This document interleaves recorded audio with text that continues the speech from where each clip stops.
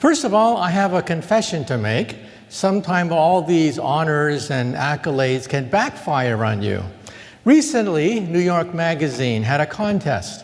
Who are the 100 smartest people in New York?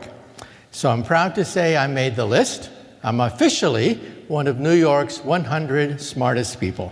However, in all fairness, I have to admit that Madonna also made that same list. And next year, they tell me that Lady Gaga is going to push me off the list entirely.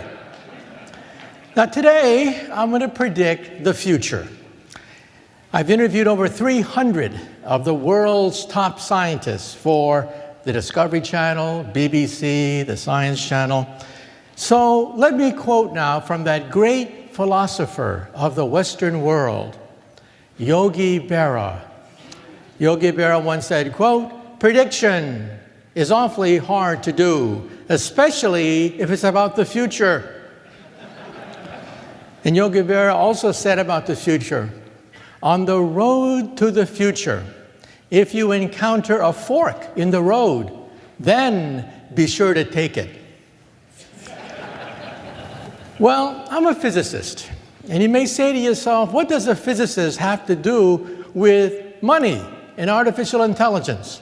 Well, we physicists like to invent things. We invented the transistor. We invented the laser. We wrote the World Wide Web. The World Wide Web was written by theoretical physicists like myself to keep track of subatomic particles. And don't forget, we physicists also invented television. We invented radio, microwaves, radar. In a hospital, we invented the X-ray machine, and we invented the MRI scan. And don't forget, we also invented the space program and the GPS satellite. And we physicists love to make predictions. When we helped to assemble the internet, one physicist predicted that the internet would become a forum of high culture, high art, and high society. Well, today we know that 5% of the internet is pornography. But that's because teenage boys log on to the internet. Just wait until the grandmas and grandpas log on to the internet. Then 50% of the internet will be pornography.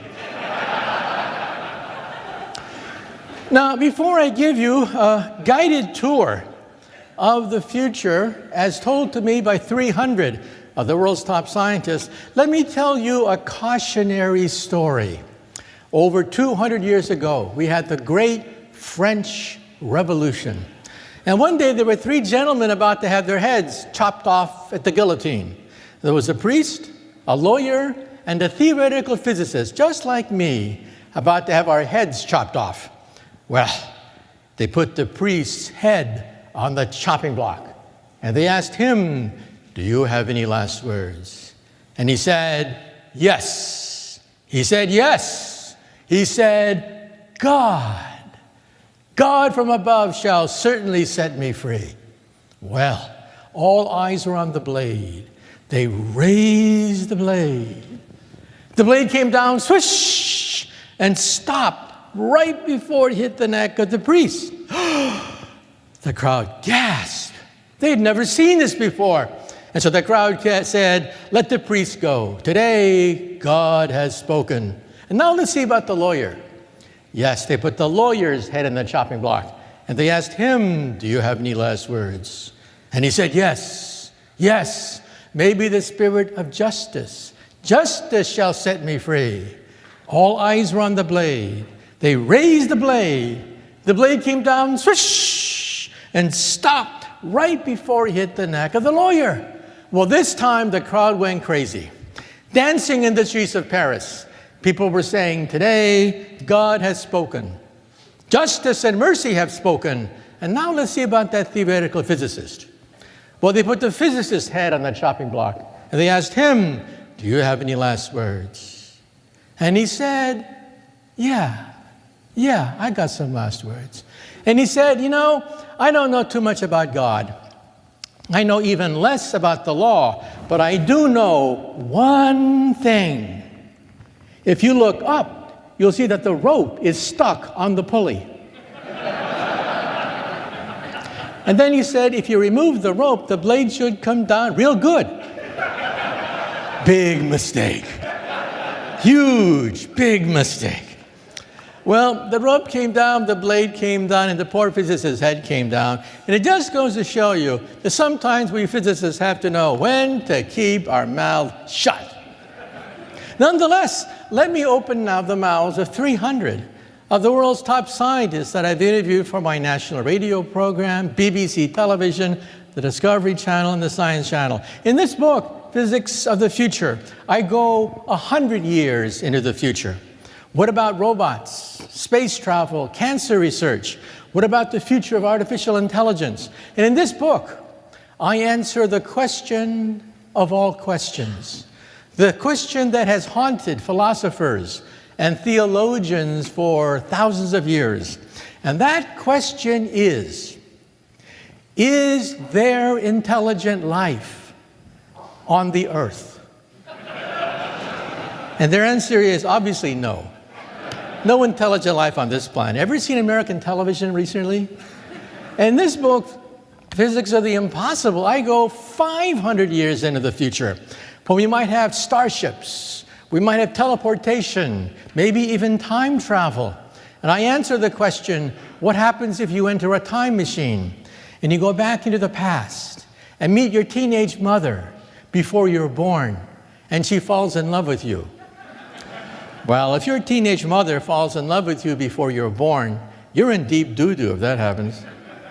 And in my latest book, Physics of the Future of the Mind, I talk about the digitization process. We are digitizing music, we're digitizing media, we're going to digitize medicine, and the next frontier to be digitized is the mind. 2 years ago, we were able to download the first memory. Memories can now be sent on the internet. This means that eventually the internet will change into BrainNet.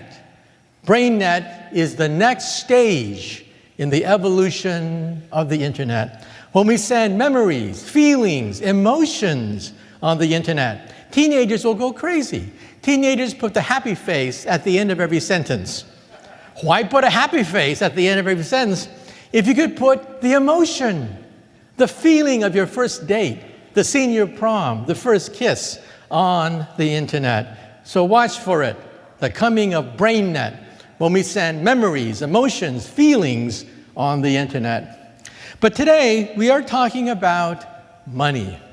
So let us first answer the key question of all questions, and that is, where does wealth come from anyway? If you ask a lawyer, where does wealth come from, they would say, that's easy, lawsuits. You sue Peter to pay Paul. That's where wealth comes from. It's a zero-sum game. Well, lawyers eventually become politicians.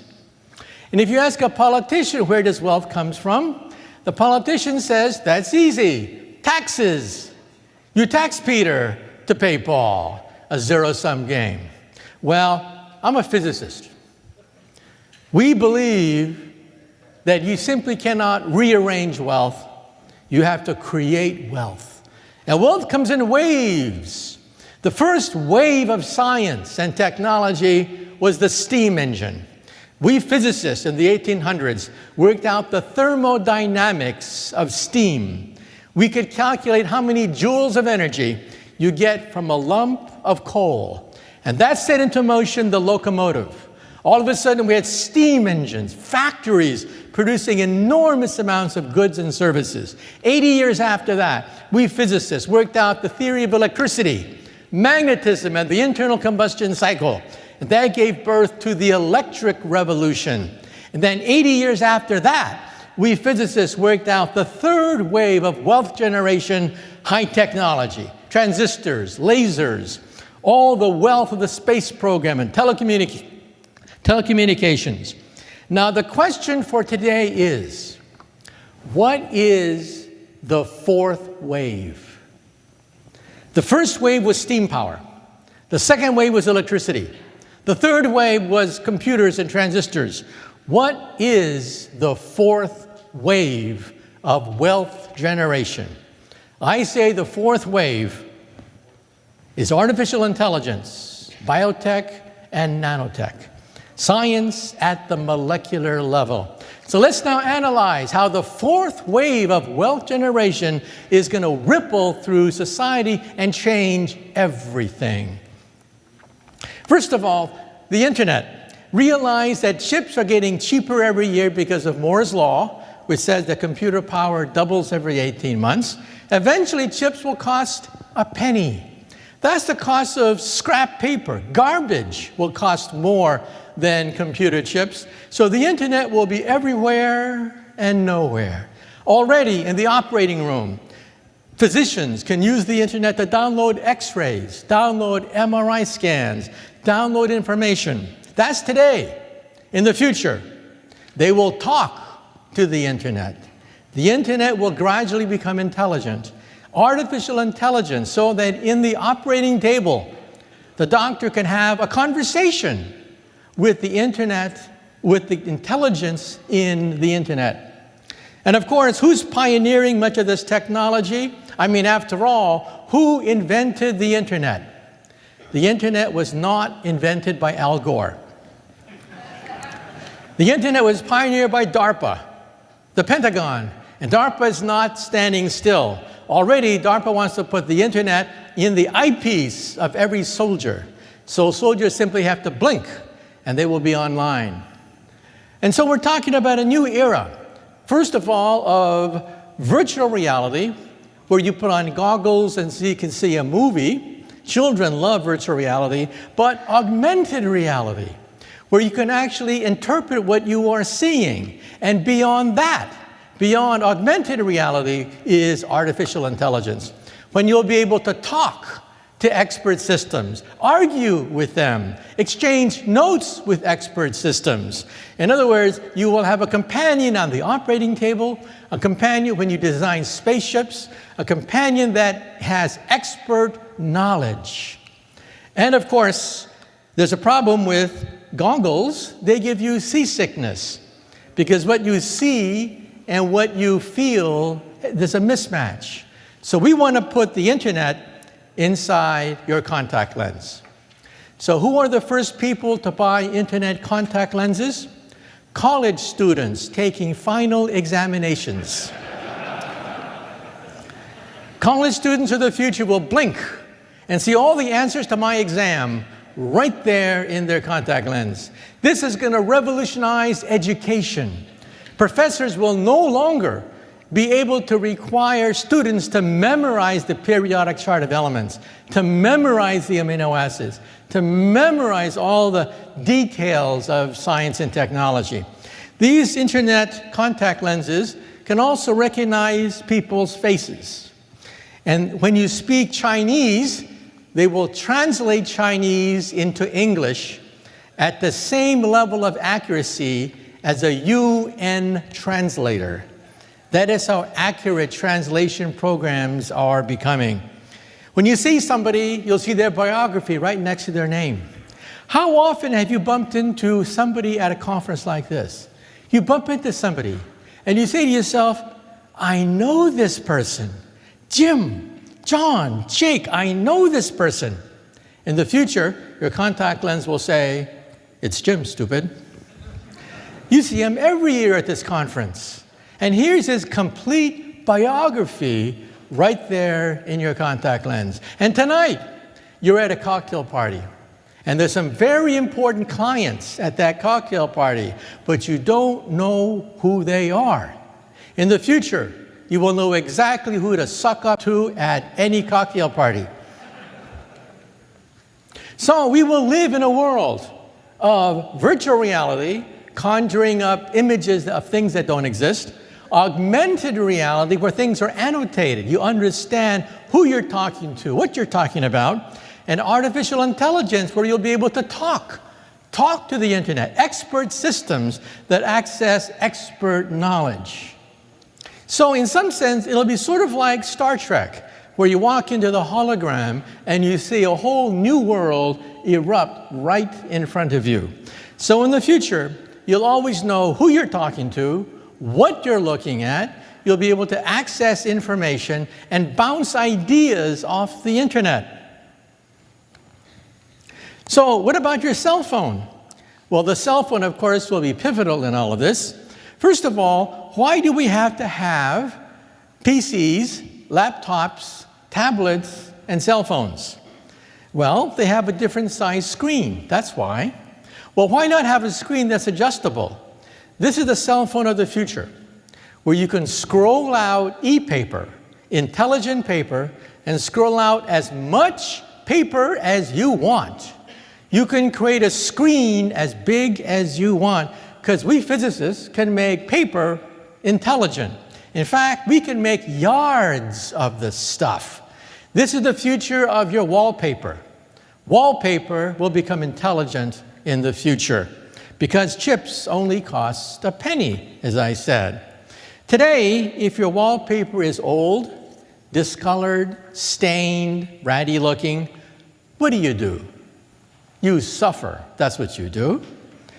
In the future, you just go to the wall and say, mirror, mirror on the wall, please change color, please change size. In other words, you'll be surrounded by wall screens.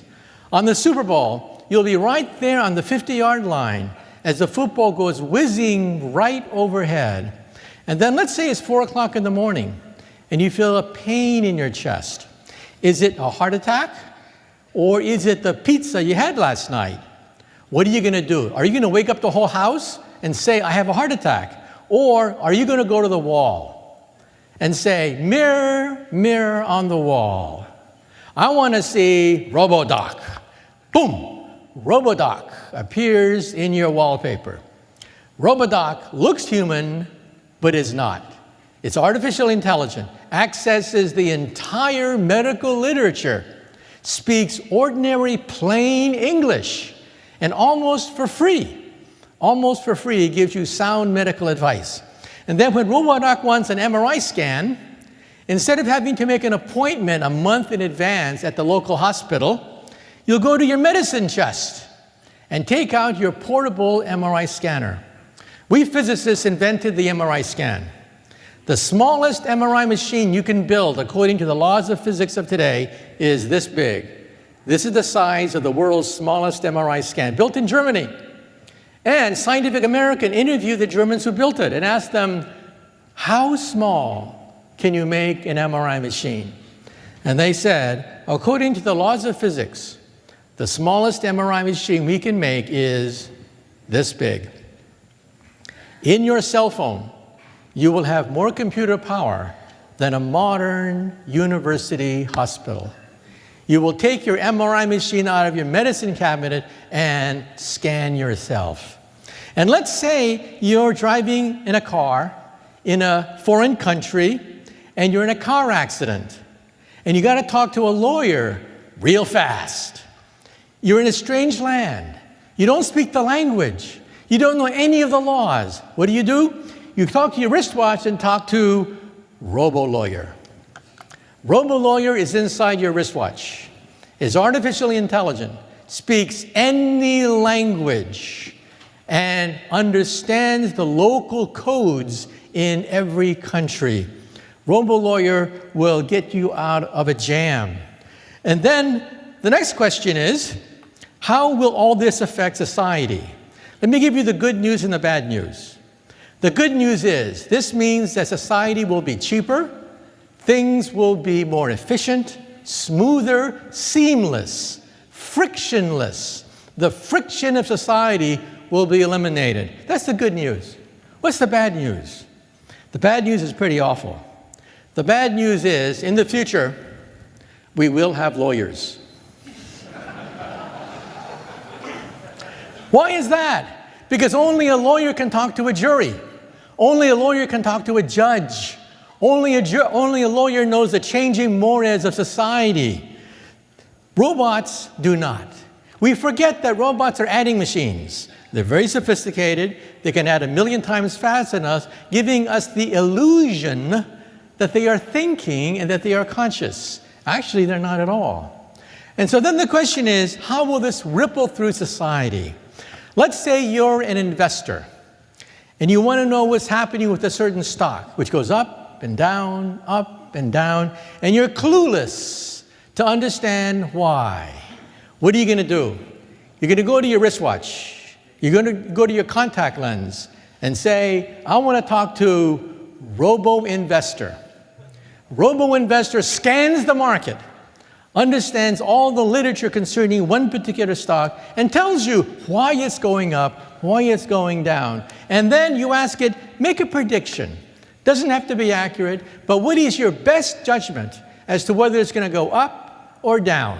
Well, robo-investor has a few algorithms, and it makes a prediction.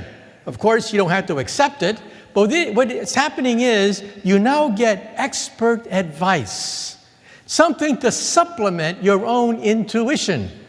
And let's say you're a developer, and I live in Manhattan. When I walk down the streets of Manhattan, I see all these skyscrapers. I don't know who owns them. I don't know how much they're worth. I don't know what the property value is. I don't know what the property tax is. I don't know the codes, the regulations.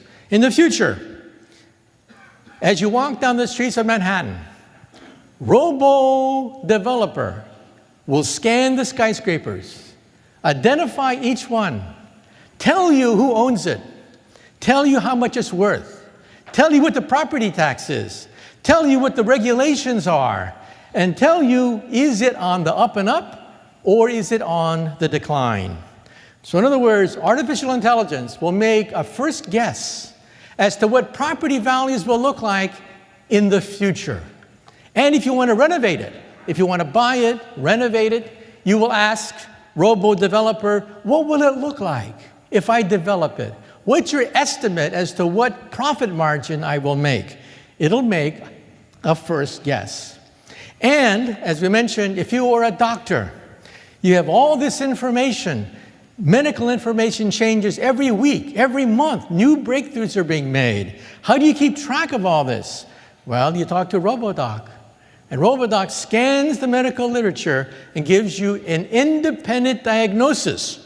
Now, will this replace the doctor? No. Ultimately, you want a doctor with experience, know-how, savvy.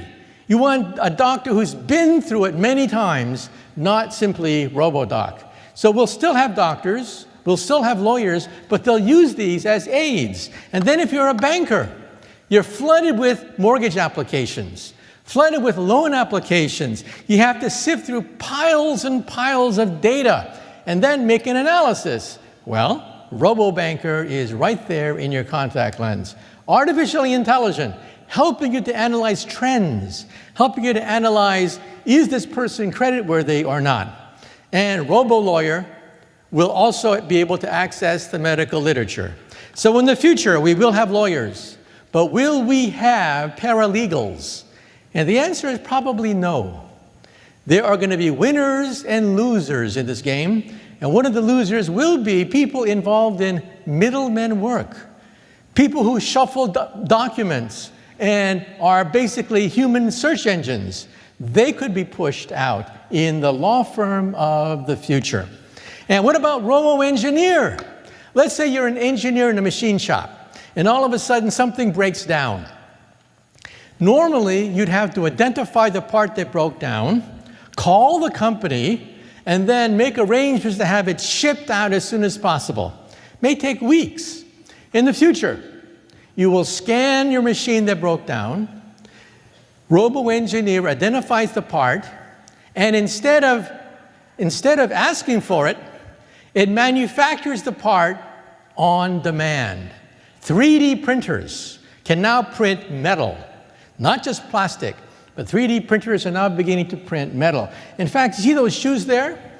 Those shoes were made on the spot. They were made by a 3D printer in a shoe store. So you don't have to wait for that designer shoe. You can have the designer shoe manufactured as you wait in a shoe store. So we're going from mass production to mass customization. And then if you're a robo-architect, if you are an architect, you'll be able to wave your hands, move parts of the design, and you'll immediately know the building codes. You'll immediately know the stresses and strains on your design. You'll immediately have access to as much information as you want if you are robo-architect. And what about the chauffeur of the future? Well, Silicon Valley has set aside the year 2020 to have the driverless car. Not only that, but the driverless car will become a robot. I say that the robotics industry will eventually become bigger than the automobile industry of today. We're going to have thousands of people involved with designing, machining, repairing robots.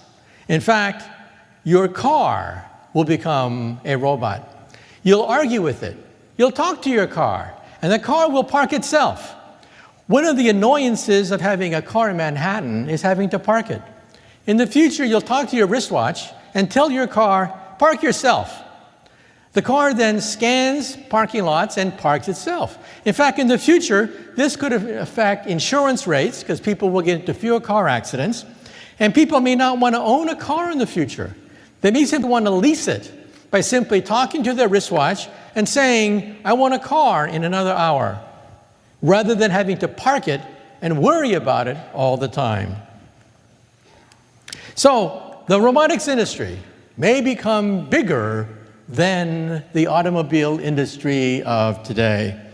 But there's some people who say, wait a minute, isn't this dangerous?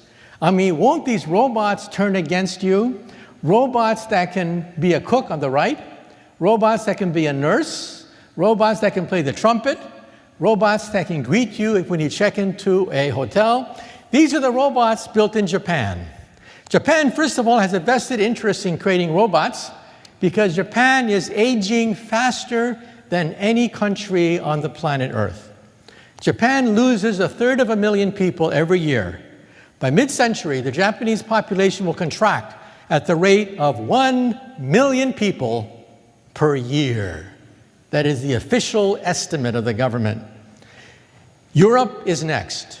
Germany, Austria, Switzerland, they're going to start to contract as Japan is contracting now.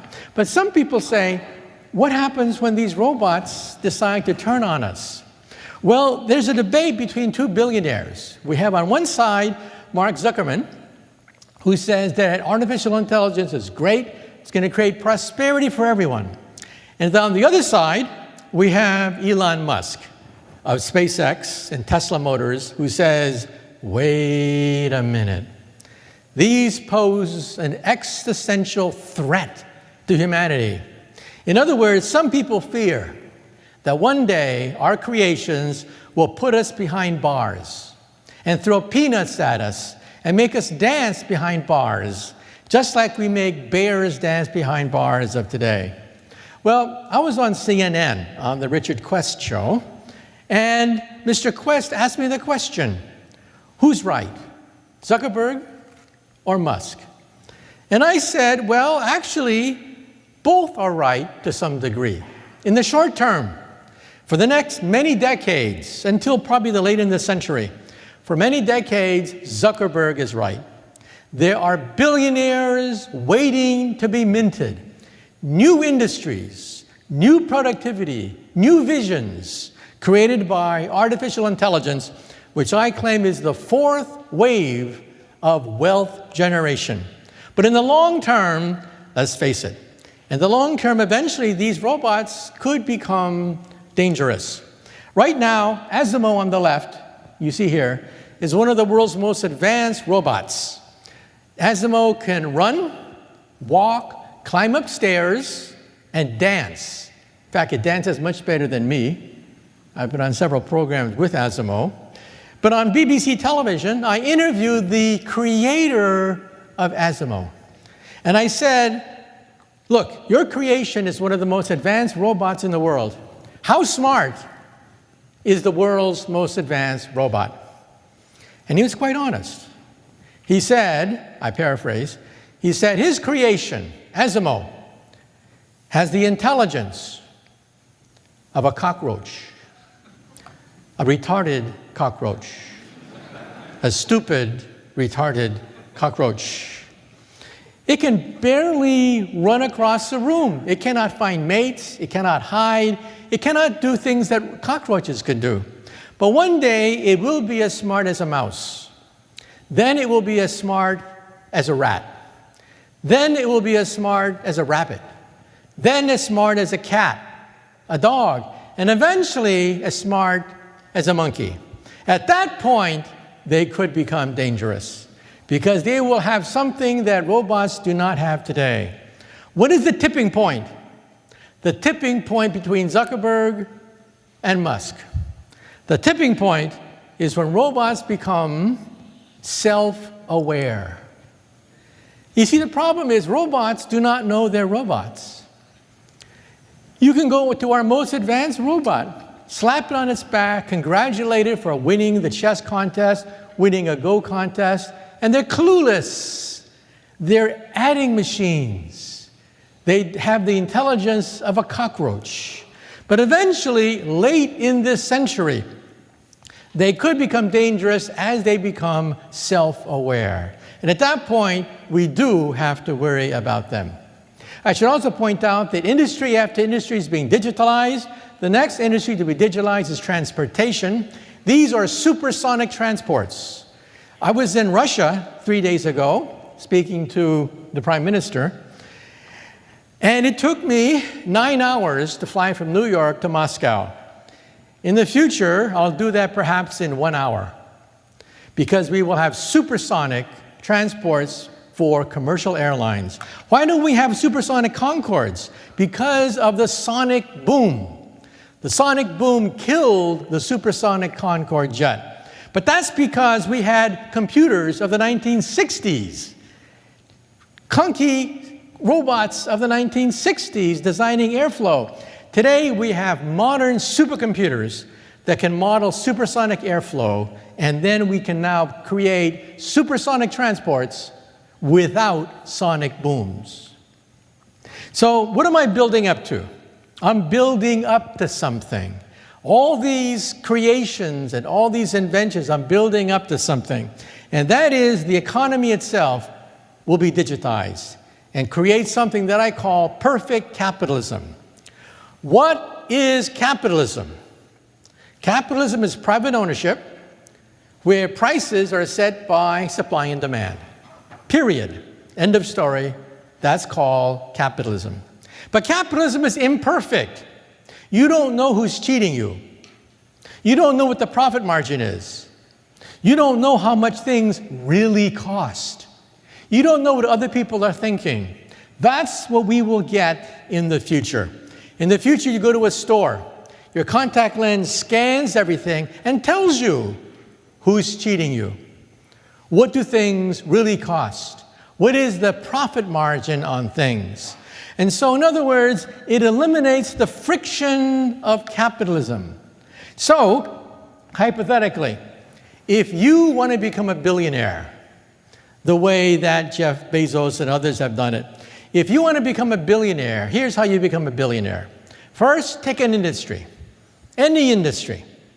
Second, identify where there is friction, where there is aggravation, where there's annoyance, where there are middlemen, redundancies, things that are unnecessary. Third, digitize it. That's what happened with Amazon.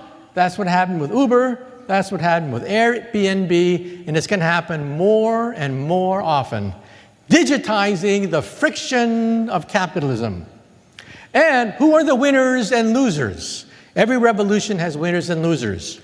The losers will be repetitive workers, because those are the jobs that can be automated using robots. Next, middlemen. Middlemen, because brokers are bean counters. That can be done by robots. Now, if you're a stockbroker, you realize that stockbrokers do not sell stock anymore. Now, you may say to yourself, that's stupid. Everybody knows stockbrokers sell stock, dummy. What else are they going to sell? Well, no. Stockbrokers don't sell stock anymore. You can buy stock on your wristwatch. So why do you go to a stockbroker? Because you want something that robots cannot provide. And that's the key to the whole puzzle. What do stockbrokers provide? They provide intellectual capital. They provide know-how, experience, savvy, innovation, creativity, analysis, leadership, none of which can be done by computers. And so if you are a middleman, if you are a broker, you have to add value to what you are brokering or you will go bankrupt. So let's now analyze the industries of the future and the present as to which ones are going to be digitized. And the question you have to ask yourself is, will my job be digitized? Will I be out of a job? I'm a professor. Will robo-professor put me out of work? Let's analyze that question. First of all, some jobs will not be replaced anytime soon. Believe it or not, gardeners will not be replaced. Robots cannot garden. Robots cannot pick up garbage. Garbage men will have jobs. Robots cannot fix toilets that leak. Plumbers will have jobs. Garbage men will have jobs. Policemen will have jobs, because these are non-repetitive, semi-skilled jobs that no robot on the planet Earth can duplicate. Those people will have jobs. Middlemen may be out of work, but plumbers, how many robots can fix a leaky toilet? You know, we have one place where a robot could change history, and that is at Fukushima. The United States Pentagon, DARPA, which pioneered the internet, created the Fukushima Challenge.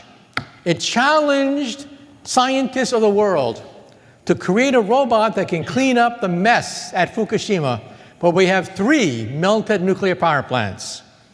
Ideal space to highlight artificial intelligence. Well, almost every single robot failed. Robots cannot pick up garbage. Now, let's talk about the next big area to be digitized. We talked about music. Who controls the music industry today? Apple computers through iTunes. The computer industry controls the music industry because the music industry failed to digitize. Media is now being digitized. In the future, it'll be medicine. Baby boomers are getting older and older, and so we're not talking about the digitization of the human body. First of all, we're going to digitize blood. In your blood are the hallmarks of cancer. Right now, in this room right now, some of you have cancer growing in your body. You don't know it. No test can tell you that. In 10 years' time, you may die of this cancer. Why can't we diagnose cancer today? Well, by the time you have a tumor, let's say you're a woman and you feel a tumor in your breast, they don't tell you this, but it's too late. By the time you feel a tumor in your breast, you have about 10 billion cancer cells growing in your breast. You are on the operating table. No ifs, no ands, or buts. You are on the operating table. In the future, we will have liquid biopsies. We'll digitize your blood, and your blood will tell you that we have fragments of cancer genes, fragments of cancer enzymes, cancer proteins in a colony of 100 cancer cells. Ladies and gentlemen, what I'm saying is, in the future, the word tumor will disappear from the English language. In the future, we will no longer say the word computer. The word computer will disappear from the English language. The word tumor will also disappear from the English language because we'll detect cancer colonies 10 years before a tumor forms. Thanks to Silicon Valley, we have DNA chips and liquid biopsies. They're going to be commercialized starting next year. Ask your doctor. You could have cancer growing in your body right now and never know it for another 10 years before it's too late.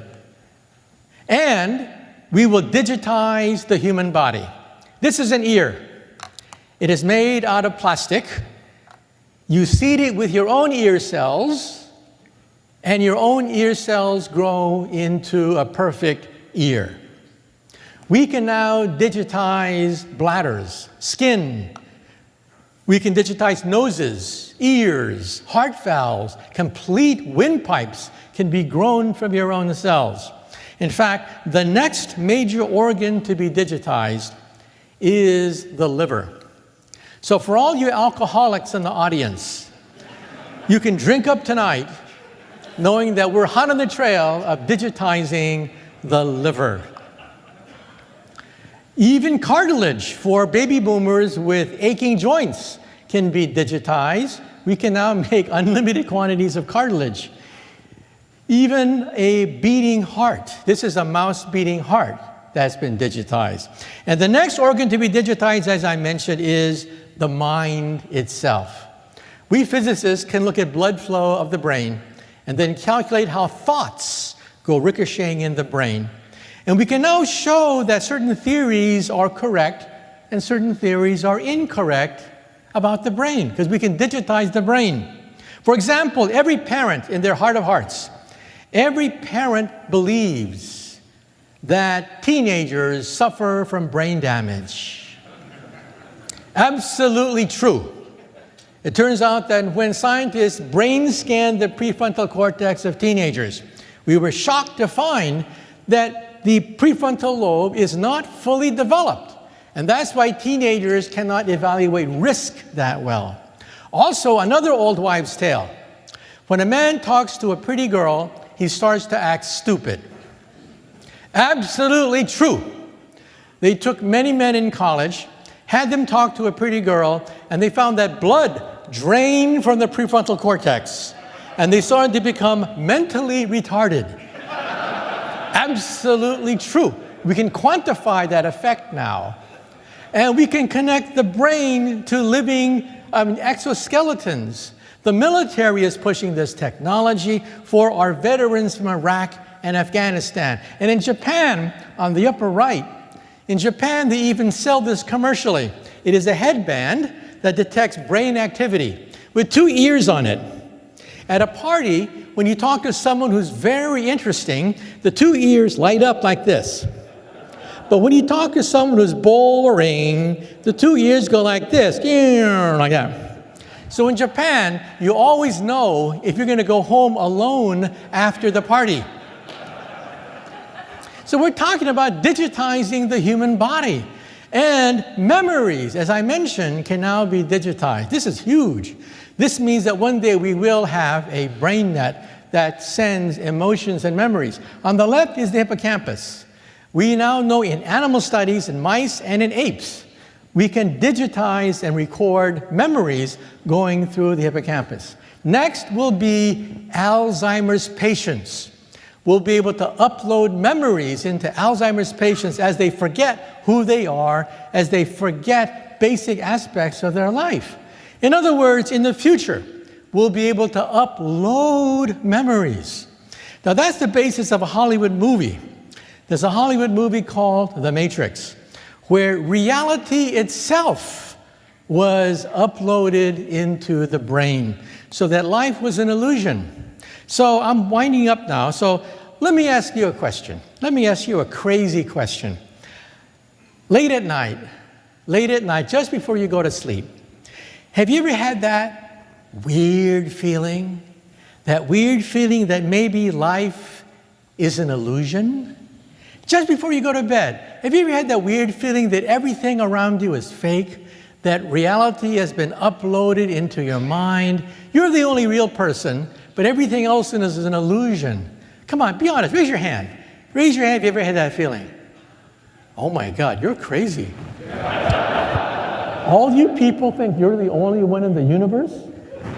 How can that be? I'm the only one in the universe. You know that I'm in New York right now? I'm just about to go to sleep. I'm in New York, thinking that I'm before this great audience here in Las Vegas talking about the future. And let me also say that we can now photograph dreams. This is cutting-edge research mentioned in my book. On the left, we can brain scan the human brain into 30,000 dots of blood flow. This is done at Berkeley where I got my PhD so many years ago. And by putting this through a computer program, we can construct a picture of what you are thinking of. On the top is Steve Martin as he really is, and below that is a picture constructed by a computer program analyzing 30,000 points of blood flow in the human brain. Amazing. And then when you fall asleep, the machine keeps on going and prints a picture of your dream. So in the future, when you wake up in the morning, you'll push a button and perhaps see the dream that you had the previous night. And of course, do not show that dream to your wife. Anyway, let's wind up because I have to take questions and answers from the audience. Afterwards, I will be signing some books. And after that, you can go to eBay and auction them off for money. So let me say a few things. First of all, every revolution has winners and losers. The losers are people who do repetitive jobs. Losers are people who do commodity capital, like perhaps agriculture. But the winners are intellectual capitalists, people who believe in the mind, creativity, experience, know-how, analysis, innovation, leadership. And so the point of my talk is very simple. You are among the winners. Congratulations, you are intellectual capitalists. You are people at the forefront of innovation, experience, knowledge, know-how, leadership, creativity. That is the currency of the future. And now let me just say a few things about myself and then I'll wind up. When I was a child, I had a role model. My role model was Albert Einstein. And let me tell you my favorite Einstein story. When Einstein was an old man, he was tired of giving the same talk over and over again. So one day his chauffeur came up to him, and the chauffeur said, "Professor, I'm really a part-time actor. I've heard your speech so many times, I've memorized it. So why don't we switch places? I will put on a mustache. I will put on a wig. I will be the great Einstein, and you can put on my jacket and be my chauffeur." So Einstein loved the joke, so they switched places. This went along famously until one day, a mathematician in the back asked a very difficult question.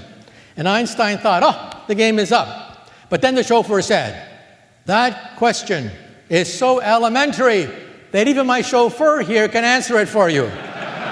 Thank you very much. You've been a great audience. Thank you. And we'll open it up to questions from the audience. Thank you very much. We have 2 microphones, so come on up if you have any questions about the future. Because after all, we're only talking about your future. So come on up and ask some questions.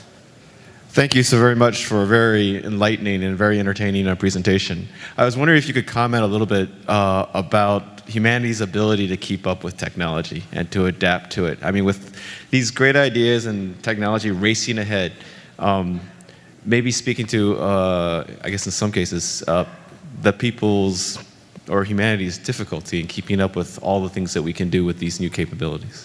Well, if you want to keep up with the latest developments in this technology, talk to your children.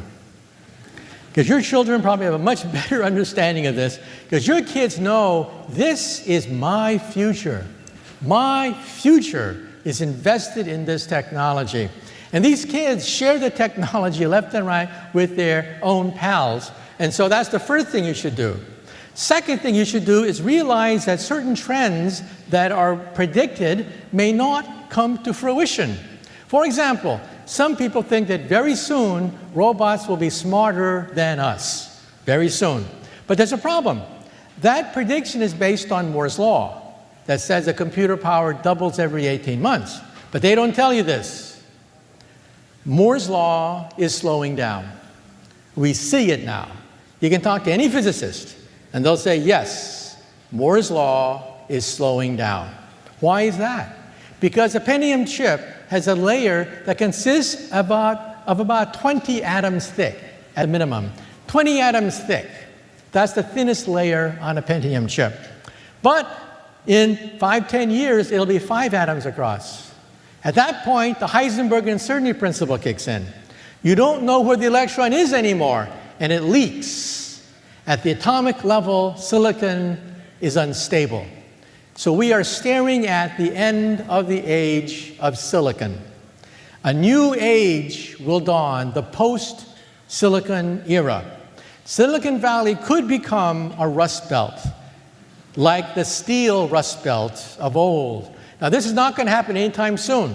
It's still a decade or two away. But that's why I was in Moscow a few days ago, speaking to the prime minister in Moscow, in Russia, about quantum computers, that ultimately we may have to go to a new architecture. Not anytime soon, but quantum computers, because we will exhaust the power of silicon.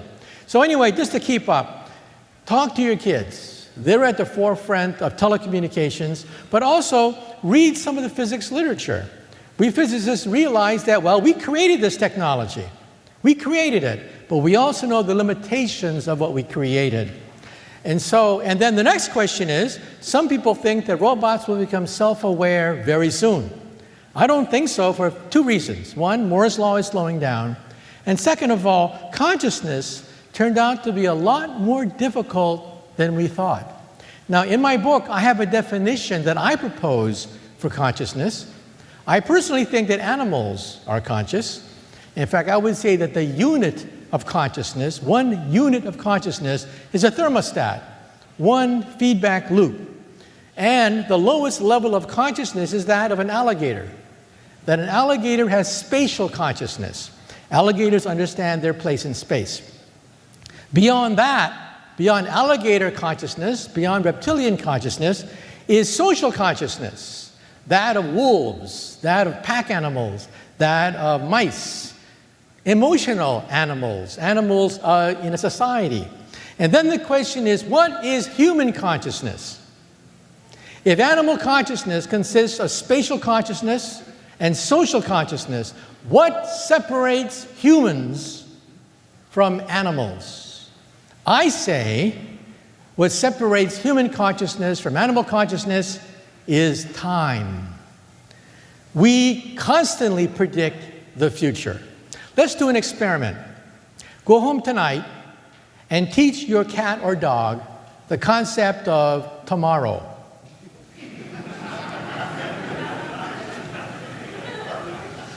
Very soon, you'll realize that animals cannot understand tomorrow.